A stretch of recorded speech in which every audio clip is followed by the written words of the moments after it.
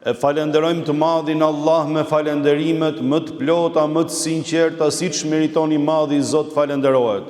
Zot, ty të qofshim falja Allah për çdo mirësi e për çdo begati që fale e dhurove.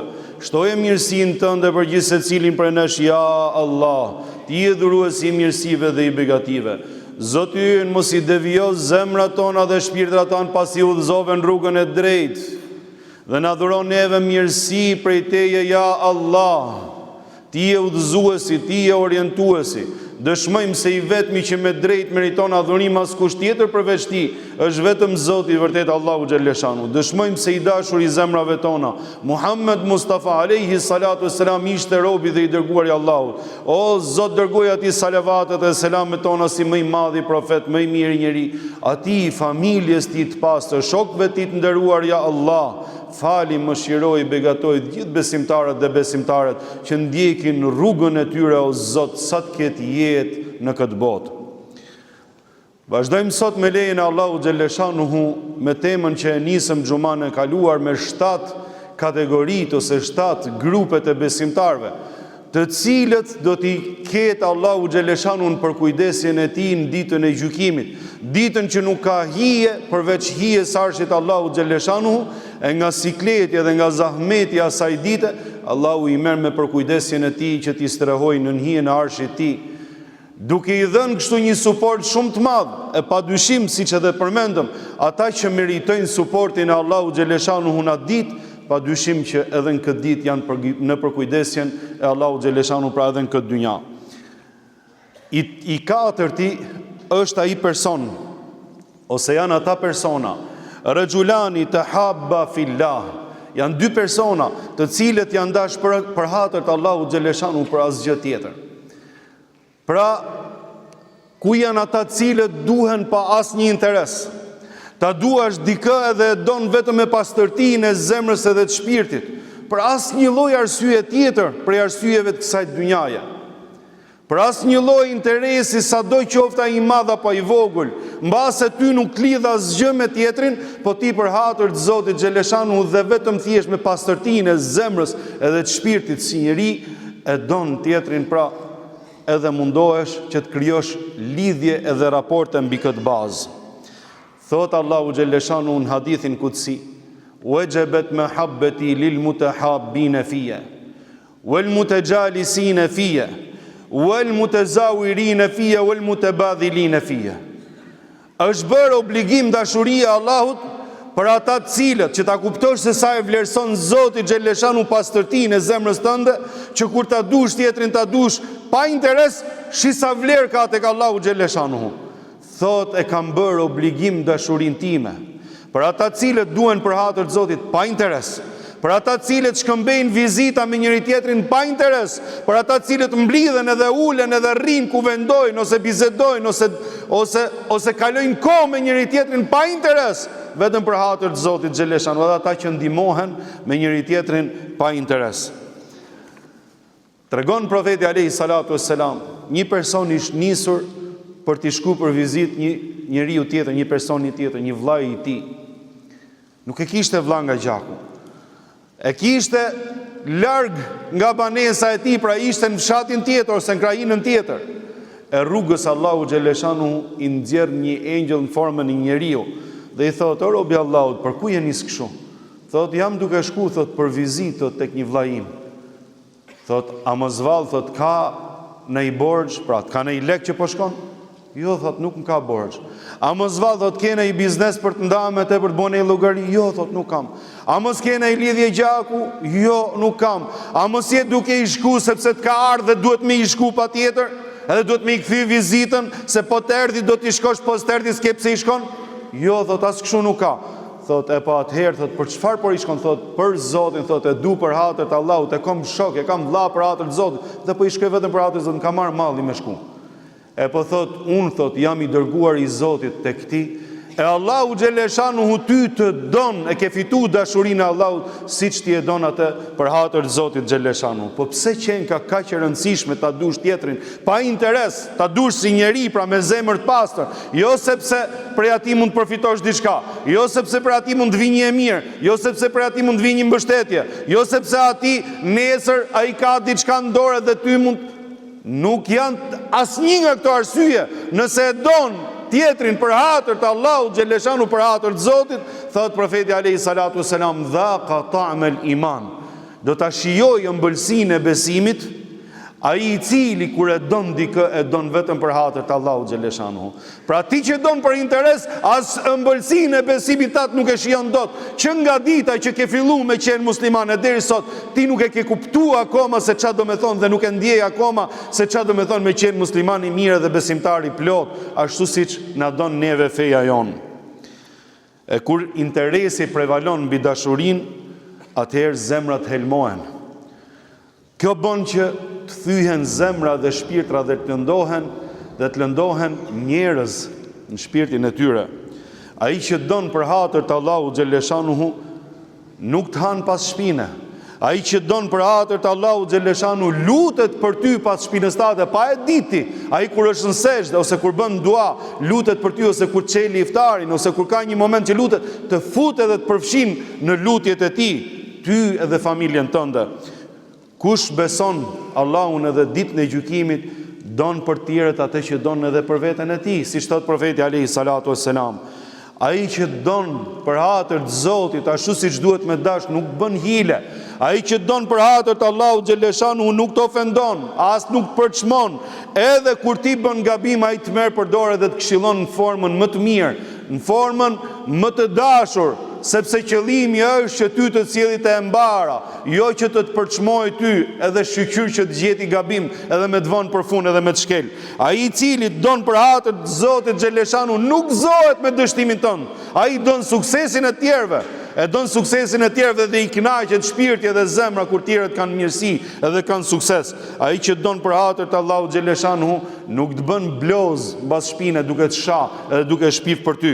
Ai që don për hatër të Allahut xhaleshanu nuk replikon me ty për gjëra pa vlerë dhe për gjëra koti. Deri dje ka qenë si vllai I mirë, kurse sot po kapesh me të për gjëra edhe ti vetë nuk e kupton, sepse nuk të don për hatër të Zotit xhaleshanu. E profeti alayhi salatu wasalam neve na thot, unë thot jam garantues për një shtëpi në anë të xhenetit, për atë cilin I lën debatet e kota që nuk ka asnjë fajde për tyre dhe asnjë dobi për tyre, edhe nëse ka drejt. Ndërsa thot I garantoj një shtëpi në lartësi më të madhe të xhenetit, në xhenetin më të lartë, për atë cilin e rregullon moralin e tij, pra sillet mirë me njerëzit dhe është I dashur me njerëzit. Ndërsa ai personi tjetër I cili meriton për kujdesjen e Allahut xhaleshanu dhe na e tha neve profeti alayhi salatu wassalam se do të jetë në hijen e arshit të Zotit. Wa rajulun da'athu imra'atun dhatu mansibin wa jamal. Është ai person të cilin e fton një femër e cila ka edhe postin, po ka edhe bukurinë, po ka edhe pasurinë. E fton në mëkat dhe ai ndalet, pra kufizohet dhe thot unë kam frikë Allahun xhaleshanu. Sa jam mendu për këtë pikë se si do ta bëj trajtimin e xumas. Sepse jemi në një kohë Zoti na ruaj ku lidhjet jashtëmartesore dhe lidhjet jashtëkurore janë bërë trend dhe janë bërë normale dhe nuk I bëjnë përshtypje njerëzve as pak. Dhe ti jetosh në një kohë të tillë, Allahu na ruaj, Zoti na ruaj, dhe ti jetë diçka normale, mëkati, edhe shkatrimi familjes, edhe shkatrimi I nderit edhe I dignitetit, kjo është provë shumë e madhe. Dhe të fillosh të mendosh se si do të trajtosh diçka që është prej moralit edhe e ndershme, dhe të ndjesh pra vështirësi si do ta sjell dhe si do ta bëj që ta kuptojnë edhe njerëzit, pasha Allahun, kjo është sprovë e madhe për Zotin e madh. Ama neve do t'i themi tekstet tona ashtu siç janë, sepse e mira është e mirë. Që nga dita që e krijoi Allahu xhaleshanu gjithësinë, deri kur të jetë pra dynjaja, deri kur të shuhet dynjaja e mira mbetet e mirë dhe morali mbetet moral. Sado që I moralen mund ta quajnë si diçka që e quajnë emancipim ose zhvillim ose bashkohore ose trendkohe me emra të bukur, ajo është e pisët, ajo është e ulët. Patjetër nuk mund të jetë e bukur, nuk mund të jetë normale ajo e cila shkatron familjen, ajo e cila shkatron rininë dhe shoqërinë edhe i çon ato në mëkat, vallahi. E imagjino, kam parë njerëz të cilët ruheshin dhe mundoheshin të ishin njerëz familjar edhe njerëz të ndershëm edhe të devotshëm. E në momentin që i ka hapë Allahu Gjeleshanu i qik pasurin, ose në momentin që i ka hapë Allahu Gjeleshanu i qik mundësit edhe hapsirat, pra, kanë shku edhe kanë ranë mëkat. Si kur i kishte pengu mos pasja mundësi e jo devotshmëria dhe lidhja që kanë me Allahu nëse dashuria që kanë për familjen e tyre, Zoti na ruaj. E ditën që Zoti të hap ekonomin, edhe të shko menja me bë mëkat, atëherë ti nuk je rujt për hatër të Allahu Gjeleshanu, ti je rujt se s'ke pas mundësi.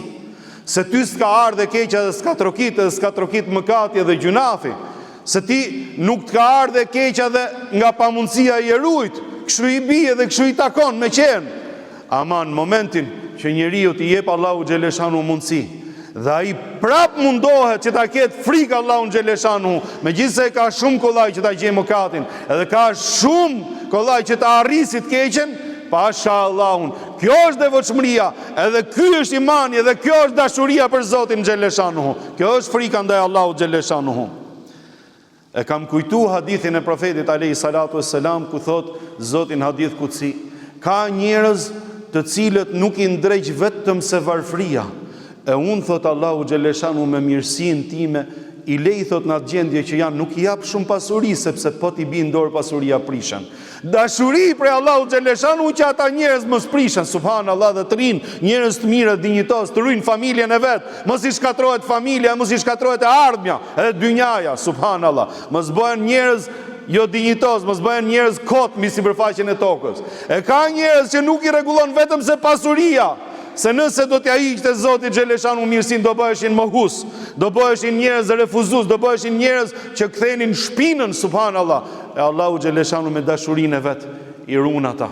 Ka njerëz që nuk i rregullon vetëm se shëndeti ose sprovan shëndetin e tyre. E Zoti Gjeleshanu mban ekuilibrat me dashuritë e tij. Prandaj, jo çdo gjë që e shef në pamjen e parë, ty duket sikur Zoti të kalon ty. Edhe sikur Zoti ty të ka harru, sikur Zoti ty është duke të dënuar këtë dynja, jo pasha Allahun. Po urtësitë e Zotit Gjeleshanu dhe për kujdesin e Allahut Gjeleshanu vetëm do ta shohim ditën që do të dalim para tij dhe kemi për të kuptuar se sa i madh e sa i mirë është Allahu Gjeleshanu me na. Të ruhesh nga një e keqe, sepse akoma s'ka ardhur mundësia, kjo është diçka, elhamdulillah. Ama të ruhesh nga e keqja, të të vije keqja pra, të të trokasi me format e ndryshme, me të depërtu, dhe ti mundohesh që me rujt nderin tatë, edhe me rujt raportin me Allahun edhe raportin me familjen tate, pasha Allahun, kjo është një nga gradat më të larta të devotshmërisë edhe të lidhjes me Allahun Gjeleshanu. Ti thush keqës pra inni e khafu Allah, si thot profeti alayhi salatu wassalam në këtë hadith, kjo është qëllimi, që njeriu pra edhe pse ka mundësinë ruhet nga e keqja për hatër të Zotit Gjeleshanu. Një nga tabiinët ka qenë shumë i pashëm dhe tregonte, thot, një herë një femër shumë e bukur, thot. Një femër shumë e bukur që mund ta dëshironin të gjithë, i vjen edhe i lutet një natë kaloj me te. E refuzoi për hatër të Zotit Gjeleshanu, u shmang. I vinte me format ndryshme, kishte fiksim kokën e saj, i vinte me format ndryshme dhe ai vetëm refuzonte, derisa ja preu rrugën të keqes. Imagjino se çfarë sprove ka pas me veten e tij, ishte djalë i ri.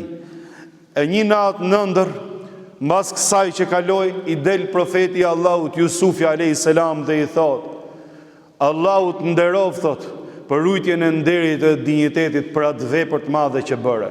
I thot: o profeti i Allahut, thot, po unë, thot, çfarë bëra unë krahasim me ty që të erdhi ty edhe të ngacmoj, si me thonë, të joshi nusja e ministrit. Thot, thot, unë, thot, dëshirashën sprov, thot, siç thot Allahu ele qad hammet bihi wa hamme biha, ndërsa ti, thot, nuk u lëkunde fare, subhanallahil adhim. Ku janë rinia e ndershme, ajo që e tham në hutben e kaluar, që tham një nga këto grupe Një nga këto kategori besimtarësh, wa shabun nasha'a fi ta'atillah, është ai i ri i cili e bën jetën në rrugën e Allahut xhaleshanu duke u ruajtur nga e keqja dhe nga mëkati, e ai barazohet në grad me engjëjt e Allahut xhaleshanu, nëse ai mundohet të jetë i devotshëm në maksimum me lejen e Zotit xhaleshanu. 3 veta kishin qenë në një shpellë. I zën hyrjen e shpellës, siç thot profeti alayhi salatu sallam në hadith vërtet, i zën një gur dhe ata thonë, e shohin që nuk ka rrugdalje dhe thonë, nëse neve sot kemi bërë diçka për hatër të Zotit, nuk ka rrugdalje, vetëm Allahu xhaleshanu mund të na nxjerrë. Mendoni, thonë, se çfarë keni bën ai vepër të mira, ti lutemi Zotit me ato vepra të mira që kemi bërë. E një prej tyre kishte qenë dikush që një femër, një vajzë kishte merak, e kishte fiksim fare. Çfarë nuk bënte që ta kishte atë të vetën për një natë? Jo lidhje kurore, jo lidhje martesore, vetëm thjesht hiqte merakun dhe fiksimin e tij. Derisa një ditë ja sjell momenti, pra ja sjell rasti. Ajo ishte në hall shumë të madh, ishte në hall ekonomik dhe i thotë, o robi Allahu, ti ke pasuria, do më ndihmosh thot për hatër të Zotit? I thot, po thot, ndihmoj thot, ama me një kusht thot, që ti jesh e imja thot për një natë. Subhanallahu ladhim, kthehet. Pastaj i vjen prap, i thot, e kam hallin shumë të madh thot, po më vdesin thot njerëzit për bukë thot, jam shumë keq thot, të lutem thot, më ndihmo për hatër të Zotit. Thot, ja ku i ke thot, edhe i jep një shumë të madhe me dinar floriri, vetëm thot kushtin thot e kemi thot, qëndron kushti. Ai thot mezi erdhi, ky personi thoshte mezi më erdhi rasti, që më erdhi mua në dorë ajo që un kisha vite mbase thot që e prisja. Në momentin që e afron, pra siç mund të afroj bashorti bashortën e saj, bashortën e tij, në atë moment ajo i thot, dakor thot, do ta bëjmë thot vetëm se me një kusht thot, mbylli të gjitha dyrat thot, sepse është turp dhe ngrihet nxitueshëm duke i mbyll të gjitha dyrat e ambientit që ishin aty, thot i ka mbyll të gjitha, thot nuk i ke mbyll të gjitha akoma, i thot mbyll e thot edhe derën e fundit i ka mbyll të gjitha, thot po derën e Allahut, thot a e ke mbyll, thot ju dridh zemra dhe i thot ti kam fal parat. Ti kam fal parat thot gjitha, thot edhe nuk ka gjë, nuk dëgjoj Allahut tash për blef të riqet. Dhe në këtë moment i lutet Zotit, o Allah, atë vepër thot e kam bërë për hatër tat. Jam të req nga mëkati dhe nga gjunafi për hatër tat. Ditën thot që më përmeni thot ajo që unë e kisha fiksime dhe merak thot, përmeni emrin tat mu dridh zemra dhe u tërhoqa nga mëkati, o Allah. E në këtë moment, lëviz guri i shpellës, subhanallah, ja kish pranu Allahu xhaleshanuhu atë vepër. Pse thot profeti alayhi salatu selam dhatu mansibin wa jamal, ajo që ka pozite dhe ka bukuri, sepse po të jetë jo e bukur mbase nuk e tërheq dikë. Po të jetë njëri i thjesht, po themi, pa pozit, mund ta refuzosh edhe nuk ka asnjë lloj problemi. Ama kur ka pozit, nëse e refuzon, mund të bëjë edhe dëm, mund të dëmtojnë jetën tate, mund të dëmtojnë familjen tate, mund të bëjë dëm në punët e tuaja, ke biznesi jot ose në gjithçka pra, te figura jote. E kur ti thush këtij lloj personi pra që ty të vjen me të ftun mëkat, un kam frikë Allahun xhaleshanhu. Kjo ka dal nga shpirti dhe nga zemra. E ka vlerësu vetë Allahu xhaleshanuhu, e Zoti nuk e humb atë vepër, edhe atë madhështit kësaj vepre, pra ditën e gjykimit do të jesh në hijen e arshit Allahu xhaleshanuhu. Tjetri është rejulun te saddaqa bi sadaqa. Është një person që kur e bën sadekan, e fsheh aq shumë sa që e majta nuk e di se sa ka dhënë e djatha. Nuk është kuptimi me mçef dorën edhe me dhënë sadekan, po kuptimi është forma e sinqeritetit, pra sa mundohet ky njeri ta fshehi, që mos ta shohin tjerët, sepse do të jetë vetëm për hatër të Allahut xhaleshanu, për askënd tjetër. E profeti alayhi salatu selam e ka theksu këtë, pra mund t'japi dikush sadaka, ama kjo është në kulmi ose maksimumi i atij që do më e bëj vepër për hatër të Allahut xhaleshanu. Kjo mund të jetë edhe për vepra tjera, jo vetëm për sadekan. E vëllezër nderuar, që mos keq kuptohemi, nuk ka problem me bë sadekan haptas. In tubdu sadaqati fa ni'mahi wa in tukhfuha wa tu'tuha al-fuqara fa huwa khairul lakum.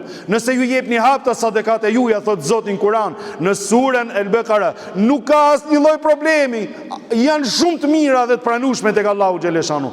Ndërsa nëse juve i fshihni ato dhe ja jepni fukareve në formë të fshet, kjo është më e mirë tek Zoti, pra. Është më e mirë se runë edhe dinjitetin e tjetrit. Është më e mirë se runë edhe në jetën tatë, dhe këtu është qëllimi i hadithit.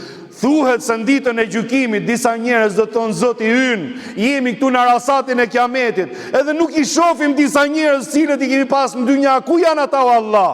I thuhet atyre, ne i kemi futur me fshetësi dhe me shpejtësi në xhenetet e begata, ashtu siç edhe ata vepronin në veprat e mira, pra me shpejtësi edhe me fshetësi, subhanallah. Para të gjithë krijesave tjera kishin hyrë në xhenet. E në ditën e gjykimit, Allahu xhaleshanu i strehon në hijen e arshit të tij këta njerëz. Dhe i fundit grup, wa rajulun dhakara Allah khaliyan fa fadat aynahu, është ai i cili e përkujton dhe e përmend Zotin xhaleshanu kur është vetëm. Edhe ati i rrjedhin lotët nga frika prej Allahu xhaleshanu. A ka problem nëse njeriu qan kur është me xhamat ose kur është me tjerë? Nuk ka asnjë lloj problemi. Nëse dikush thot diçka që preket zemra, le të shkoj loti për Allahun xhaleshanu. Ama hadithi ka dash na thot neve profeti alayhi salatu wassalam se ky njeri i cili qan është më vetë larg çdo syfaqësie, çdo tentativë ose dëshire për të duk, pra e kanë jetën vetëm për Allahun xhaleshanu. Dhe unë do t'i sugjeroja gjithkujt për vëllezërve dhe motrave, për Zotin, nuk është gjëja më e bukur që të krijosh një raport me Allahun tat. Pra, shkosh në shtëpi, herë pas here, çdo një muaj, çdo 2 muaj, çdo 2 javë ti e din vetë me veten tënde dhe të marrësh avdes, ti falësh 2 rekat dhe ti lutesh Allahu xhaleshanu, ti drejtohesh Zotit me përqendrimin më të madh. Dhe ti thush, o Zoti im, të falenderoj për mirësitë dhe për begatitë që më ke dhënë. O Zot, të më falësh për këtë, edhe për këtë, edhe për këtë, edhe për këtë. Ti përmendesh gjunahet edhe mëkatet. Edhe ti thush, o Zot, nuk do i përsëris më. Ti flasësh Zotit xhelle xhelaluhu sikur ti pra po flet drejt për zdrejti me të se ashtu është, ti po flet drejt për zdrejti me të. Ta ndjesh prezencën e Allahu xhaleshanu. Ta ndjesh që Zoti po dëgjon ty dhe je duke komunikuar me atë i cili dëgjon gjithçka. Dhe Zoti xhaleshanu po të ndjek ty me lutjet e tuaja. Ti je i dobët, ai është i plot fuqishëm. Ti ke shumë nevojë, ai s'ka nevojë për askënd. Ti nuk ke shumë gjëra në dorë, ai ka në dorë gjithçka. Ti je i varfër, ai ka në dorë pasuritë e qeve dhe tokës. E ai ka në dorë të falje, nëse të falë Allahu xhaleshanu, të ka beku i madhi Zot, e ti lutesh, o Zot, jam i dobët, kam nevojë për suportin tënd, kam nevojë, o Zot, të më japësh sukses me suportin tënd për këtë punë, edhe për këtë punë, edhe për këtë punë. Edhe ti flasësh Allahu xhaleshanu me bindje se Zoti xhaleshanu do ta japi atë që po i kërkon. E ka mundësi ti përgjërohesh Allahu xhaleshanu lutjet të rrjedhin lotët. Ky është hadithi i profetit alayhi salatu wassalam. Ky është hadithi i profetit alayhi salatu wassalam që të krijosh raportin tat me Allahun xhaleshanu, sa ashtu duhet me qenë. Ky është Zoti që duhet ta nish me zemër dhe me shpirt. E këto janë momentet që duhet veçohesh me Zotin tënd. E ai i cili pra e bën këtë gjë, e të fitoj suportin e Allahut edhe në këtë dynja, po edhe në ditën e madhe që të gjithë krijesat të merrohen edhe janë siklet edhe në hall të madh. E lut Zotin të na falit, na mëshiroj, amin. Nuk ka besimtar edhe besimtare që mos gëzohet dhe mos ketë fillu me ju kënaq shpirti edhe zemra me afrimin e një mysafiri shumë të madh siç është muaji i Ramazanit. Muaji i Ramazanit i cili është mundësia e artë për çdo musliman dhe muslimane. Është një flad prej fladeve hynore të Allahu xhaleshanuhu. Në çdo vit në muajin e Ramazanit për nder të shpalljes Kur'anit fjalës Zotit Allahu xhaleshanuhu i ripërtërin dhe i rifreskon mirësitë dhe begatitë e tij si ditën që e zbriti Kur'anin, si kohën e Muhammed Mustafa alayhi salatu wassalam.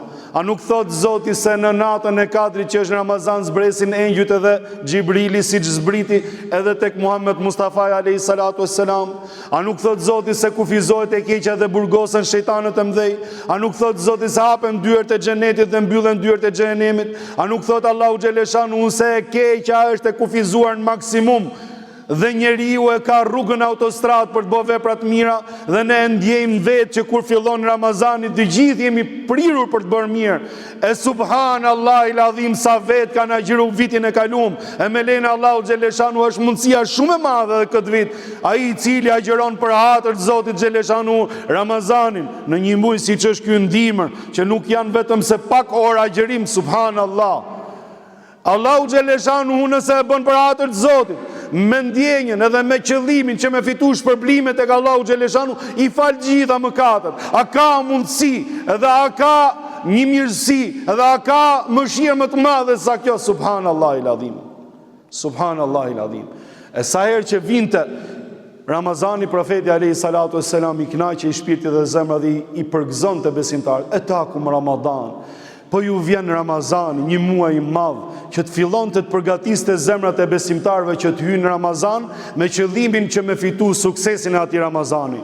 Vëllezërit e mi dhe motra muslimana, do ta bëjmë një jetin përpara Ramazanit, inshallah hutbja e ardhshme do jetë për Ramazanin, patjetër, sepse duhet me qenë, ama duhet ta bëjmë një jetin që këtë Ramazan inshallah të rregullojmë me Zotin ton. Të fitojmë faljen e Allahut xhelleshanu dhe të fitojmë amnistinë hyjnore, siç duhet çdo besimtar dhe besimtare ta fitoj. Profeti alayhi salatu wassalam thoshte është më i humburi, më i mbaruari, ai i cili e ka Ramazanin, arrin Ramazanin dhe nuk e fiton faljen e Allahut xhelleshanu në Ramazan, sepse aq të mëdha janë mundësitë dhe aq shumëta janë mundësitë sa që vetëm një që është komplet jashtë fare, domethënë, vetëm një që është komplet shpërfillës edhe që është neglizhent total, nuk mundet ta fitoj mirësinë e Ramazanit edhe faljen e Zotit në Ramazan.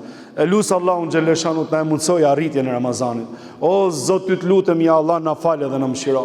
O Zot, ty të lutem ja Allah, na udhëzo për tek e mira, o Zot, edhe na largon nga e keqja. O Zot, na fal neve devotshmërinë, zemrat tona dhe shpirtrat tanë, ja Allah, devotshmërinë që të na largojë nga çdo mëkat, që neve na largon me ty, o Zot. Dhe ne, o Zot, na japi forcë që të bëjmë obligimet tona dhe detyrimet tona që kemi, të jetojmë si qytetarë dhe si njerëz të ndershëm, ja Allah, në këtë dynja, dhe të na zbardhet fytyra në ditën që do dalim para teje, ja Allah. O Zot, na falne, fali prindit tan, fali të gjithë besimtarët dhe besimtarët. Amin. Inna Allaha ya'muru bil 'adli wal ihsani wa ita'i dhil qurba wa yanha 'anil fahsha'i wal munkari wal baghi ya'idhukum la'allakum tadhakkarun wa aqimis salat. Zoti ju shpërblet.